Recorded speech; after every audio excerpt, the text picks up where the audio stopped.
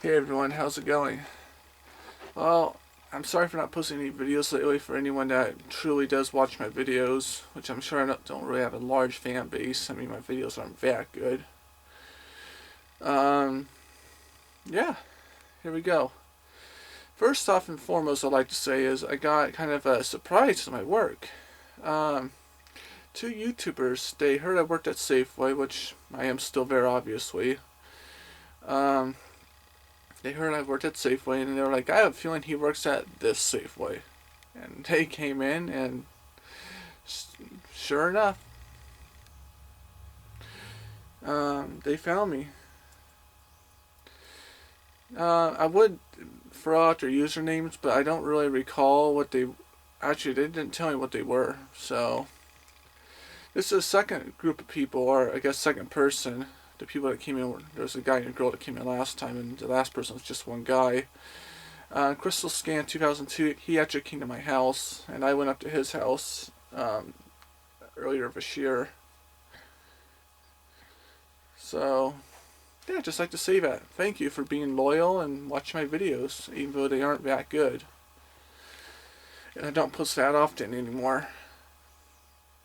Uh, and there's not really a whole lot to update with Ranchero. I haven't really touched anything, even though there's a ton of brand new stuff in the back. New brakes, new this, a new grill. Just there's just kind of a conflict of interest, like who owns the car. And I don't want to put a bunch of work into it if I'm not even if it's not even gonna be mine. So Rancher, I'm not really touching for a while. It probably won't ever touch it. I made the mistake of buying parts for a car that it's kind of a sticky situation, and the boat.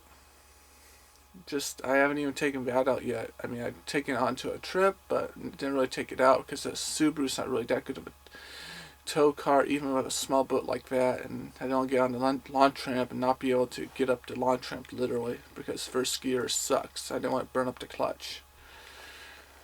Um,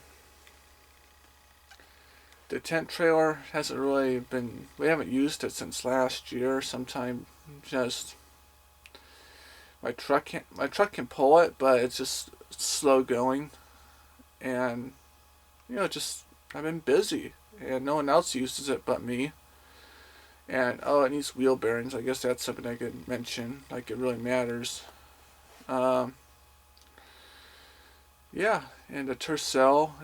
Apparently, a lot of people like that car, but it's on non-operation now, and there's nothing really wrong with it other than the head gasket might have a slow leak in it, but nothing that having a fan run constantly won't solve.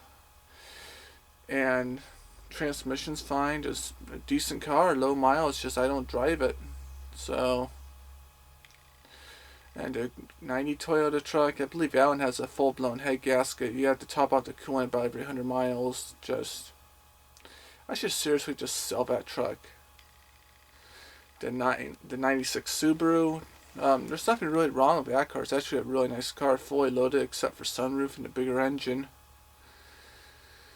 So, and the blue 88 Toyota truck, absolutely love that car, but for some reason it wants to run hot. Sometimes it doesn't. It's not even consistent. Like when it chooses to run hot, it runs hot. So people at my work suggested maybe it's a clogged radiator. So I'm thinking maybe I checked the firm. I have one of these. Let's see. Show you what's in there now. Thermostat wise. Oh, that's totally the.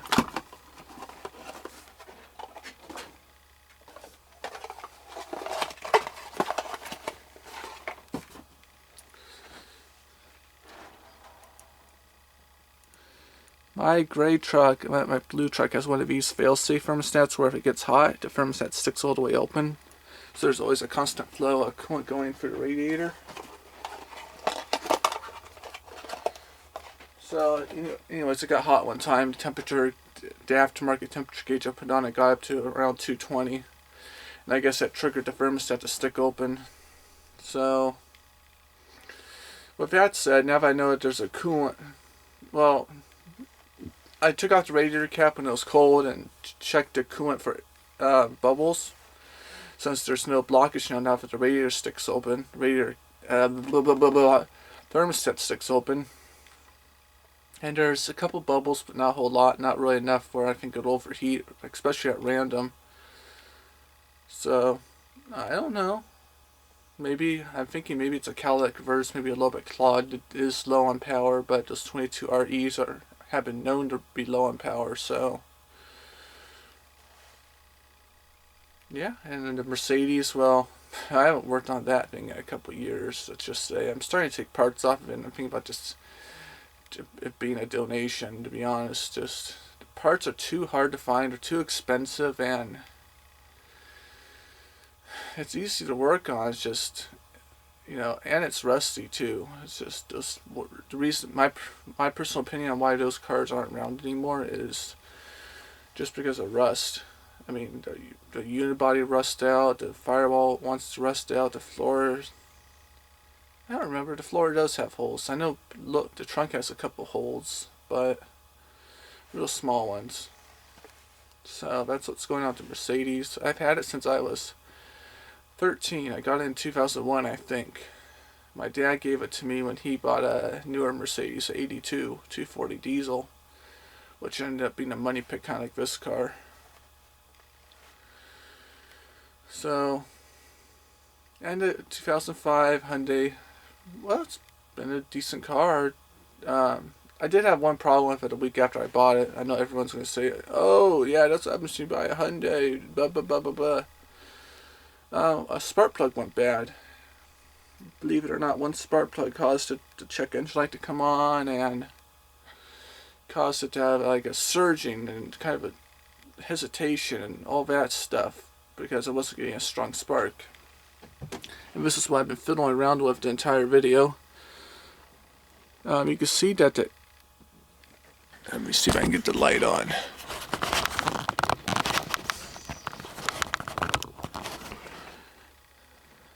I guess that doesn't really, I guess it helps a little bit.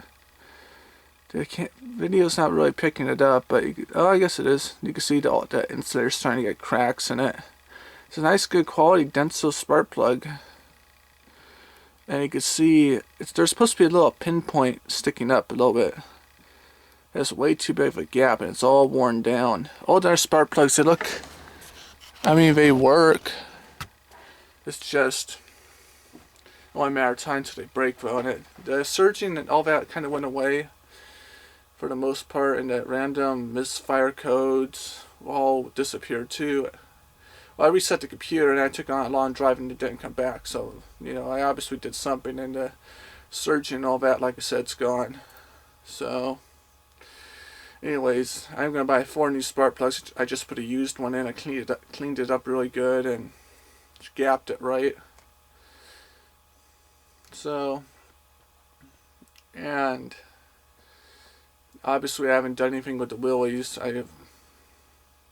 I use it twice a year for taking recycling in, since my truck can't really hold a whole lot, because it's a toolbox and all that. So I like to wait a while before I cash in recycling, just one less thing I have to do, and you get a bigger payday. So, and I get the excuse to take the trailer out. I love towing trailers, but although the bigger ones are kind of a challenge sometimes because people don't want to let you in.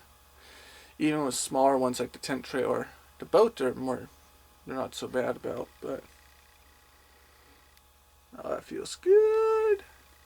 Anyways, other than that, there's not really a whole lot going on with the cars. Like I said, my interest, I don't know what the hell's going on with me. My interest have been I used to love doing the computers, and then I got a car. Now I don't like doing either one of them, and